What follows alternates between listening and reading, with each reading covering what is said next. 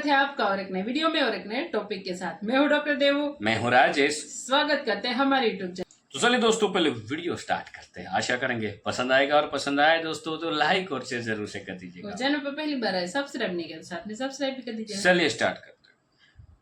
Certain countries are using terrorism as an instrument of state policy. The international community must isolate and expose those countries that harbor terrorists. Pakistan के अंदर counter terrorism department, जो पंजाब का counter terrorism department है, उसने al Qaeda के senior leader को एक intelligence based operation में गिरफ्तार कर लिया है। अभी भी अलकायदा की इतनी बड़ी प्रेजेंस मौजूद है। ओसामा बिन लादेन के करीब था, बहुत सारी दहशतगर्दाना कार्रवाइयों में शामिल था, और यूनाइटेड नेशंस की जो ग्लोबल टेररिज्म की जो लिस्ट है टेररिस्ट की, उस लिस्ट में भी शामिल था। ये एक आलमी सतह पे हमारे लिए शर्मिंदगी का बायस है, हमारे लिए, हमारी कौम के लिए, हमारा जो मुल्क है पाकिस्तान, उसके लिए शर्मिंदगी का बायस है कि बिन लादेन के एक बहुत करीबी साथी को गिरफ्तार किया है और दहशतगर्द को इंटेलिजेंस इंफॉर्मेशन थी, इंटेलिजेंस शेयरिंग थी, जिसके बाद उसके खिलाफ ऑपरेशन किया गया उसको पकड़ने के लिए। और इसको ये कहा जा रहा है कि दहशतगर्द का नाम है अमीनुल हक। पाकिस्तान ये दिखाना चाहता है दुनिया को कि हम तो शरीफ आदमी हैं, हम तो कुछ नहीं करते। ये जितना भी आतंकवाद है आता अफगानिस्तान से, कई बार बोल चुके हैं, शंघाई कोऑपरेशन ऑर्गेनाइजेशन में बोल के आए। तो इनके इस बोलने के बाद इन्होंने तलब किया। अफगानिस्तान का स्टैंस तो एक ही है कि आपका होम ग्रोन आतंकवाद है। आप देखिए हम उसमें क्या कह सकते हैं। एक तरफ हम ये देखते हैं कि जो ओसामा बिन लादेन है, उसका नेटवर्क अभी भी मौजूद है, उसका नेटवर्क अभी भी मौजूद है और वो कि छुपा नहीं हुआ। ठीक है जी। दूसरी तरफ हम ये भी देखते हैं कि ओसामा बिन लादेन जो है, उसका नेटवर्क भी छुपा हुआ, उसका माइंडसेट अभी भी मौजूद है, और पाकिस्तान के अंदर वो लगे हुए हैं, पाकिस्तान के अंदर वो काम कर रहे हैं, और उनका ग्रुप अभी भी ऑपरेट कर रहा है। ये किस स्केल पे काम कर रहे हैं? इस लेवल का दहशतगर्द पाकिस्तान में क्या कर रहा था, तफ्तीश कर रहे हैं। ये तो लोग पूछ रहे हैं आपसे, आपको पता ही नहीं कि इस लेवल का दहशतगर्द, वो खुद कह रहे हैं कि इस लेवल का दहशतगर्द पाकिस्तान के अंदर क्या कर रहा था। जय हिंद दोस्तों, अलकायदा नाम के आतंकवादी संगठन को तो आप जानते ही होंगे, नहीं जानते तो मैं बता देता हूँ। ओसामा बिन लादेन बहुत मशहूर आतंकवादी, बहुत कुख्यात, बहुत खतरनाक आतंकवादी। अमेरिका में हुए अटैक्स 9/11 का मास्टरमाइंड, जो पाकिस्तान से पकड़ा गया था, पाकिस्तान में उसको ढेर यूएसए ने किया था। उसी ग्रुप का जो लेटेस्ट सरगना है, उसी ग्रुप का जो लेटेस्ट कमांडर है, वो भी कहां से पकड़ा गया आप लोग गैस कर सकते हैं, पाकिस्तान से। इट मीन्स कि अलकायदा समेत लश्कर तैयबा, जैसे मोहम्मद, हिजबुल मुजाहिदीन समेत जो 4-5 बड़े आतंकवादी हैं ग्रुप, जो यूएन द्वारा डेजिग्नेटेड टेररिस्ट है, उनके हेड आपको, उनके चीफ आपको पाकिस्तान के अंदर मिल जाएंगे। अलकायदा का मिल गया, लश्कर तैयबा का पता है आपको, हाफिज सईद पाकिस्तान में ही रहता है, जैसे मोहम्मद का मसूद अजहर भी पाकिस्तान में ही रहता है, और हिजबुल मुजाहिदीन का एक बंदा है यार, मक्की है या कौन है, वो भी पाकिस्तान में ही रहता है।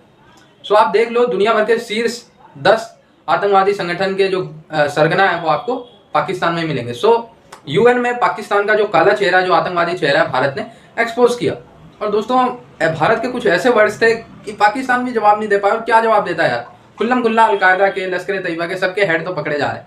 अब इस पर भी पाकिस्तान क्या जवाब देता? पूरी दुनिया हंस रही है, बेइज्जती हो रही है, लेकिन इन आतंकवादियों को कौन सा बेइज्जती से कुछ फर्क पड़ता है? दोस्तों, रिपोर्ट आई है कि पाकिस्तान के अंदर काउंटर टेररिज्म डिपार्टमेंट, जो पंजाब का काउंटर टेररिज्म डिपार्टमेंट है, उसने अलकायदा के सीनियर लीडर को एक इंटेलिजेंस बेस्ड ऑपरेशन में गिरफ्तार कर लिया है। अभी भी अलकायदा की इतनी बड़ी प्रेजेंस मौजूद है, और ये जो अलकायदा का लीडर था, ये ओसामा बिन लादेन का बड़ा करीबी साथी समझा जाता था। और ओसामा बिन लादेन तो वही है जो मास्टरमाइंड है 9/11 में। और ये मौजूद कहाँ था? ये मौजूद था गुजरात में।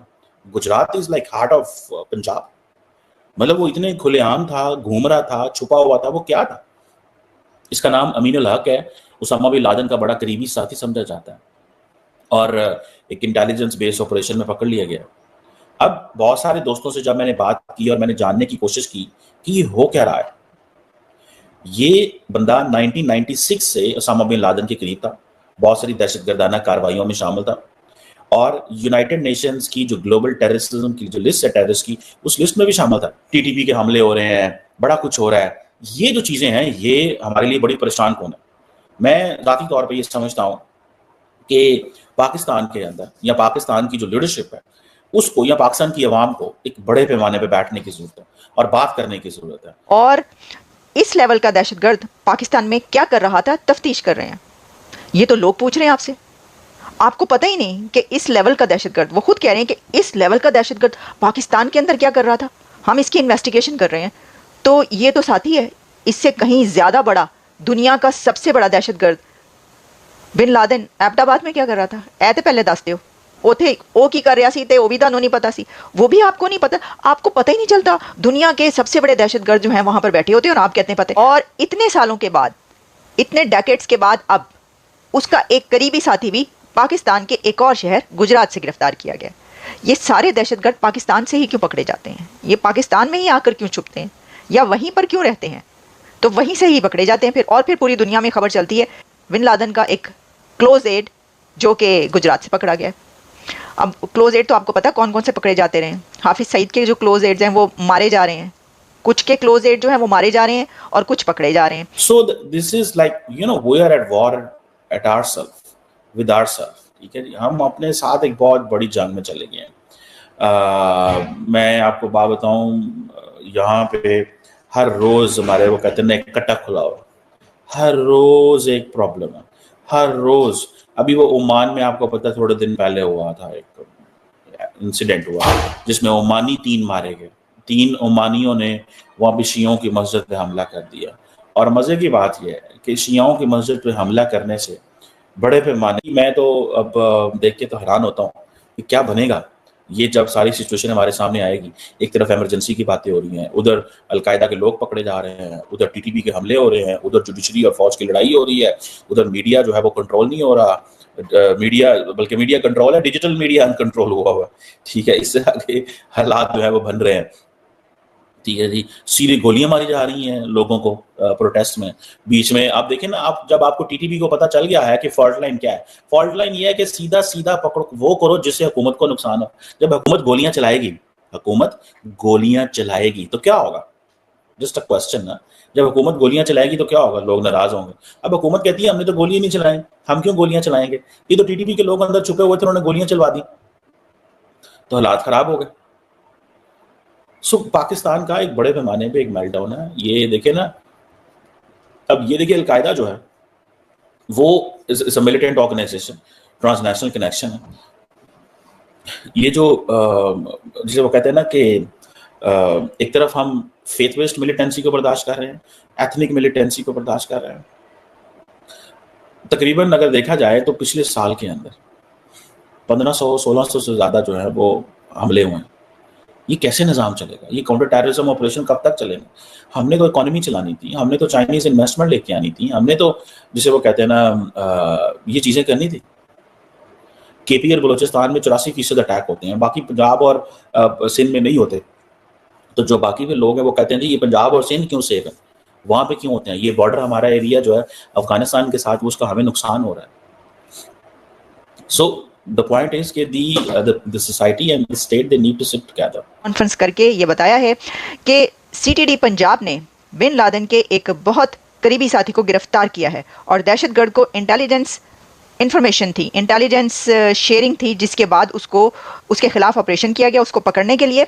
और इसको ये कहा जा रहा है कि दहशतगर्द का नाम है अमीनुल हक और ये जंगजू है जिसका नाम, ये वो टेररिस्ट है जिसका नाम यूनाइटेड नेशंस की टेररिस्ट की लिस्ट में मौजूद है। रॉयटर्स की जो खबर है वो मैं आपके सामने रखे देती हूँ। रॉयटर्स ये कह रहा है कि Pakistani counter terror officials have arrested an al Qaeda leader Aminul Haq who figures on a UN sanctions list, describing him as a close aide of bin Laden, mastermind of 9/11। 9/11 का जो मास्टरमाइंड था बिन लादेन, उसका अब क्लोज एड भी पाकिस्तान से ही गिरफ्तार हो रहा है।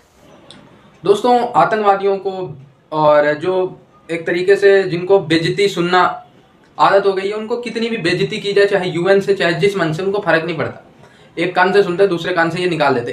इतनी बेइज्जती हुई है इनकी, इतनी गालियां ये सुन चुके हैं आतंकवादी पाकिस्तान कि इनको अब गालियों से फर्क नहीं पड़ता। पता है यार, चाइना गाली देगा, अमेरिका गाली देगा, भारत गाली देगा, सब गाली तो देते हैं, हम कौन सा हम कभी किसी ने तारीफ की। पाकिस्तानियों को गाली सुनने की आदत हो गई है, ठीक है। तो इनको अब कोई क्या ही बोले। यूएन में हर महीने हर हफ्ते भारत इनको भाई ये जम के इनको धोता है, कुछ बोल नहीं पाते। क्या बोलेंगे कि हिजबुल मुजाहिदीन का कमांडर हमारे पास नहीं, क्या बोलेंगे? जैसे मोहम्मद का मसूद अजहर नहीं हमारे पास, क्या कहेंगे? अलकायदा का मोहम्मद ओसामा बिन लादेन हमारे इधर से नहीं पकड़ा गया था। कैसे ये झूठ बोल सकते हैं यार? ये तो सब प्रूवन फैक्ट है। यूएन ने इनको आतंकवादी बोल रखा है, ये कुछ नहीं बोल पाते। जब कोई कहता है ना ओसामा बिन लादेन आपके यहाँ से पकड़ा गया था, आप क्या कहेंगे इस पे? वो आतंकवादी था। कहेंगे जी पकड़ा तो गया था, तो हमने तो अमेरिका को, फिर अमेरिका ने आके मार भी तो दिया, हम क्या करें इस पे, हमें कुछ पता नहीं। हाफिज सईद आपके पास है, क्या करेंगे आप इस पे, आतंकवादी ग्रुप संगठन का ये है, मुखिया ये वो, तो हम तो उसको जेल में रखे हुए हैं और क्या करें, ये कहते हैं। जबकि कहेंगे जेल में कल को कहीं मस्जिद में बैठ के धमाके की ट्रेनिंग दे रहा होगा। ऐसे ऐसे इनके चेहरे हैं, तो क्या ही करे यार कोई। टीटीपी दोस्तों मुझे बहुत सही ग्रुप लगता है। मुझे तो लगता है अगर आतंकवाद को कोई ग्रुप खत्म कर सकता है तो वो टीटीपी है। जब पाकिस्तानियों को धोएगी, पाकिस्तानियों के अंदर डर बैठेगा, तभी डर से ही आतंकवाद को खत्म करने। वरना मदरसा एक ऐसी फैक्ट्री है आतंकवाद की जिसमें भाई थोक के भाव में आतंकवादी निकलते हैं। टीटीपी जब इनको चुन चुन के निपटाएगी तभी मदरसा। थैंक यू दोस्तों वीडियो को यहाँ तक देखने के लिए। वीडियो दोस्तों यहाँ पे हम समाप्त करेंगे, आपसे विदाई लेंगे, मिलेंगे और अपने वीडियो में आपके साथ। टिल देन जय हिंद, जय भारत।